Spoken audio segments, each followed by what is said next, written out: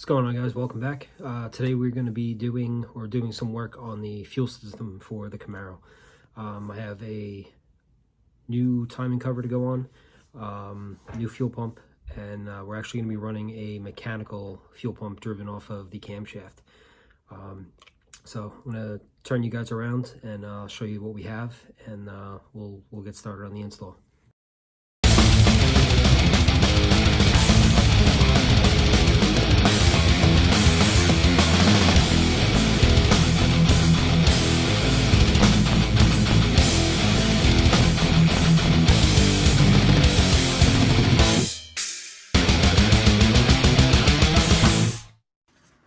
I'm going to end up doing a timing chain on this motor while I have the cover off. This chain has been on since I got the motor, which was out of a junkyard 10 years ago. It had 235,000 miles on it, I think. I ended up spinning a bearing in this thing after I put the first cam in it. So I've had it all apart. It's, new oil pump, new bearings. I actually broke the crank. This is a different crank in this motor. Freshened up all the bearings, new rings that are gapped for boost. This is like the last thing that is kind of held on for all this time. So I think it's finally time to retire it. So I'm gonna take the oil pump off. I'm gonna try and do it without dropping the pan.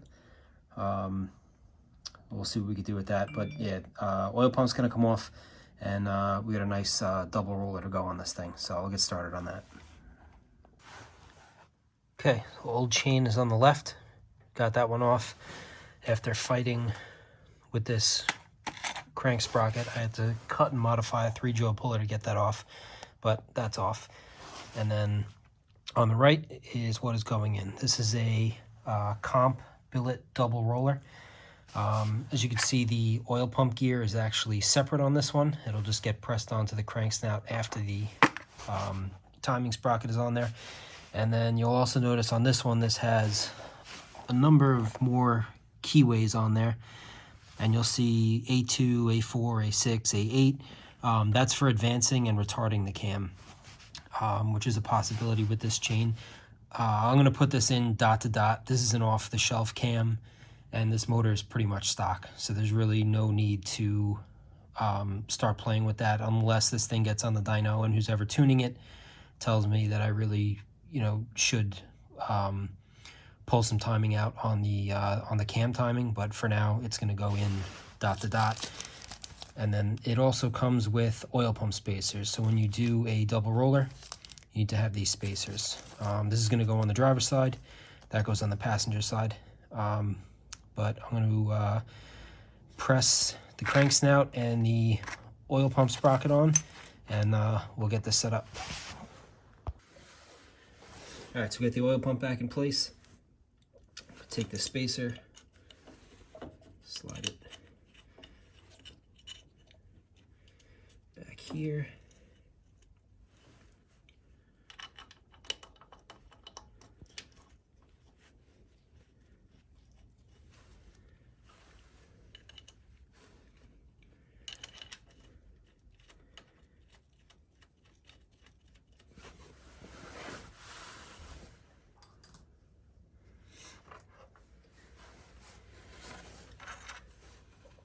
Take the other side.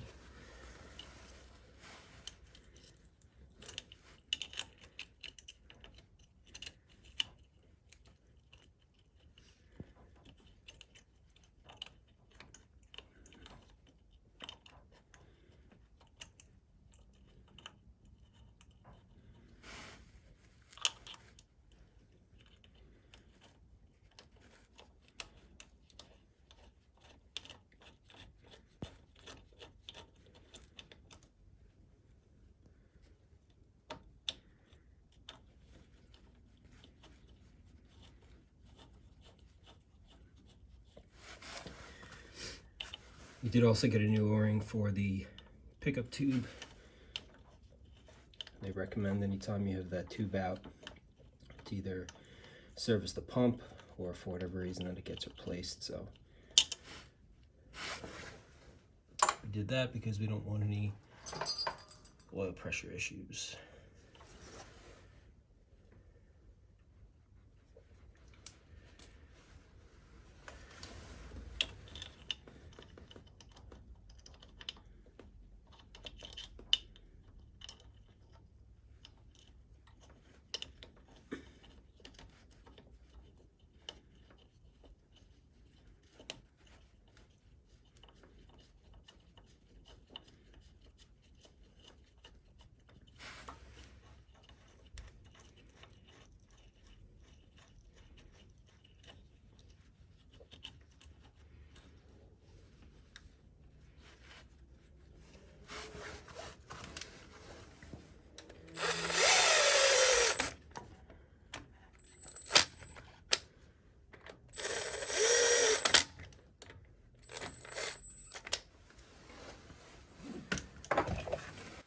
pump bolt, get set to 18 foot-pounds.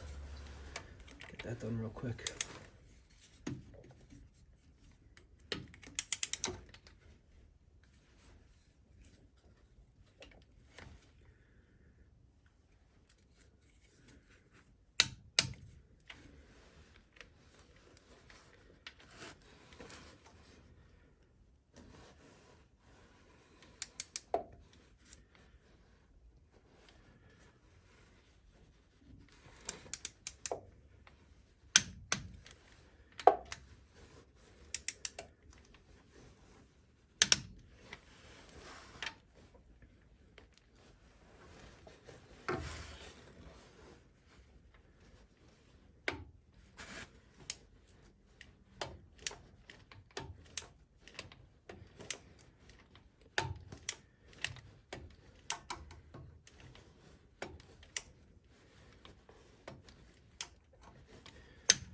Obviously plenty of room in here. Okay.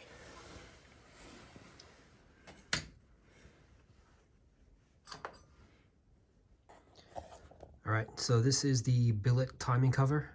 This is from a company, Joe Blow Speed Shop in Australia, that actually machines these. And you'll notice that I already have the clamp from the Automotive pump on here, but this has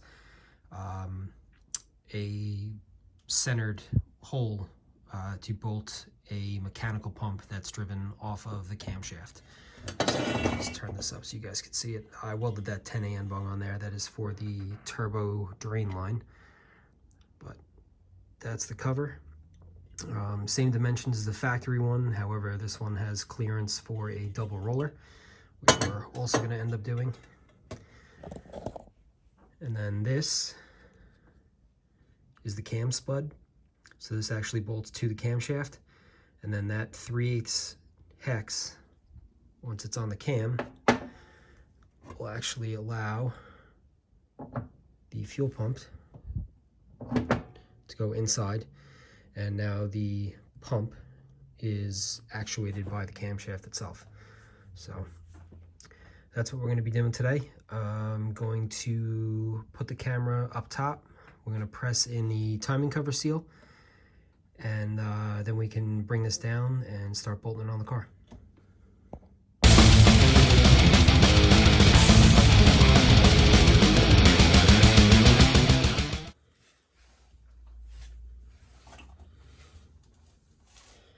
Alright, so first thing we're going to do, put a little red Loctite on your cam retainer bolts.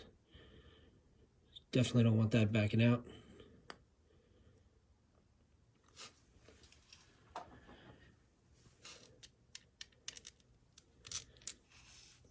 That on there.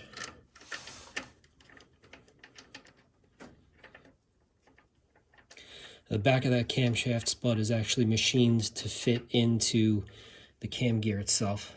It's a nice tight press fit. Get these other bolts set up.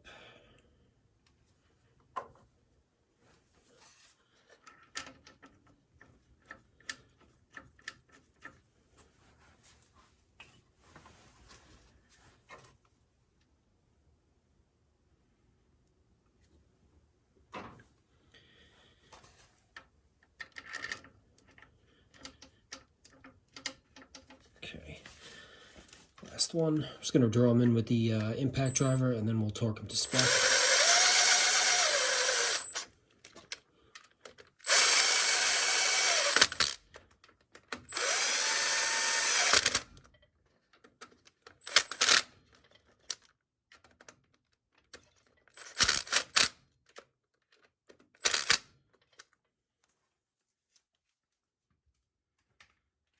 These bolts call for 26 foot-pounds.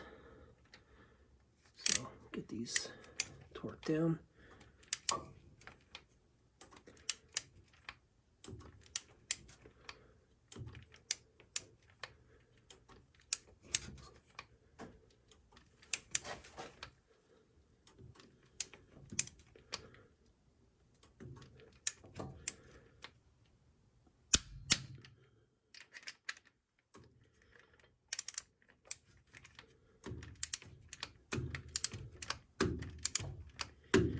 thought I took enough stuff off the front of this car to have room to work in between the hot side and the actual intake itself. And it's a little bit better, but still no bargain. Okay.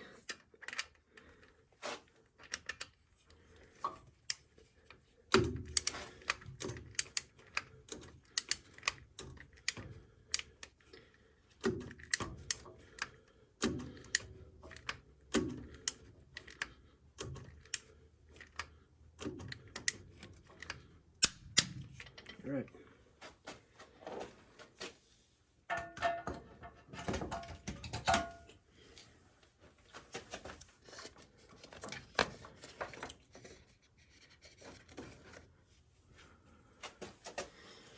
All right, now, not that I think there's a lot of room for error really on the install for these covers, but they do sell these bushings. This particular one is just going to sit over the crank snout, and then your cover goes on. This is supposed to help center it. Again, I don't know how much deviation you have left to right, up and down, but I have it, so I'll use it. So let's get this cover on.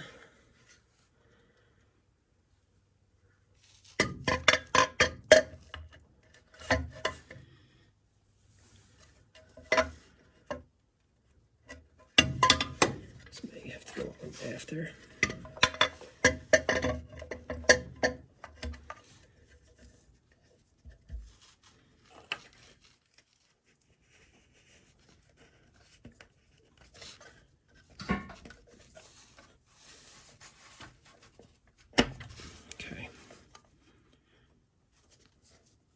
All right, that looks good. Just getting some of these bolts set up.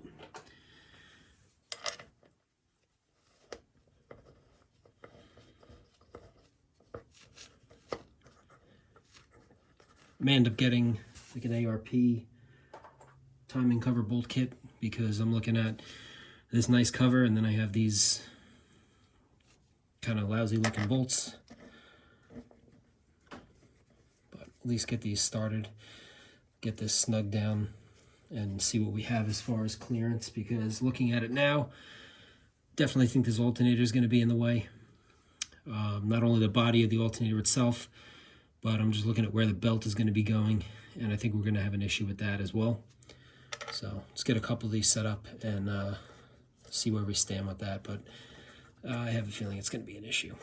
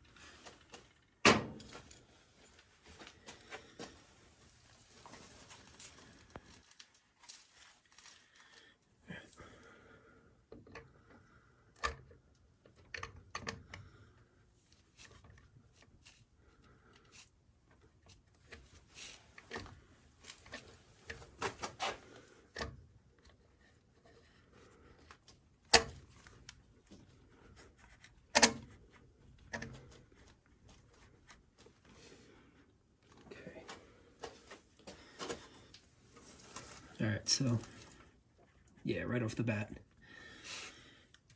definitely going to be a problem. That figures. It's always the way it is with these things. You do one thing, and you got to change 3 other things for it to actually work. So that is definitely going to be an issue. So they do actually sell a drive spacer for these. I want to say, I think they have a 2-inch, a 3-inch, and a 6-inch. And it will basically just push the pump out. So that may have to be something that we look into.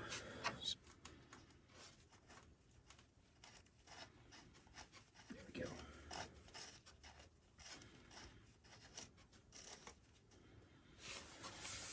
All right, so at least that worked. Next thing I want to do, I've had the balancer sitting on my heater over there. So I'm going to grab that, probably burn my hands, and we'll slide that on.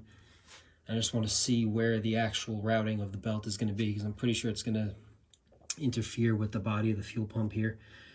So we'll get a measurement on that, and then we'll see what else has to get changed. So I'm going to grab some gloves, and we'll slide that on quick.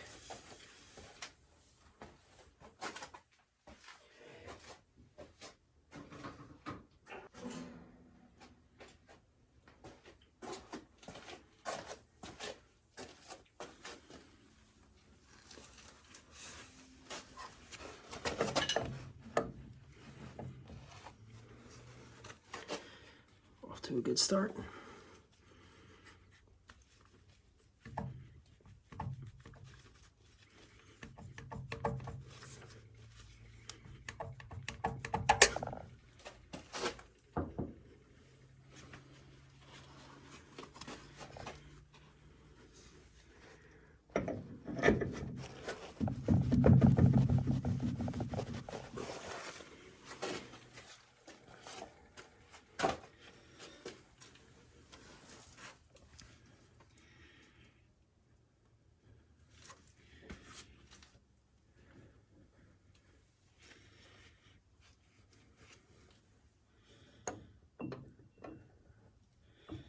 Yeah.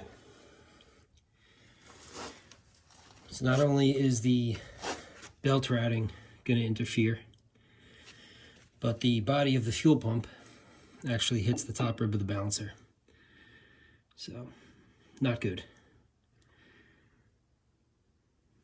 Not 100% sure what I'm going to do about that just yet. But I think I'm going to end this video here. This was kind of enough. It's getting kind of long. And I clearly need to go back to the drawing board with some of these parts and figure out another solution. So we'll end it there. And yeah, I'll start looking into what else needs to be done to actually make this work. But always the way it is with these things. So thank you guys for checking it out, and catch you on the next video and hopefully get this to work.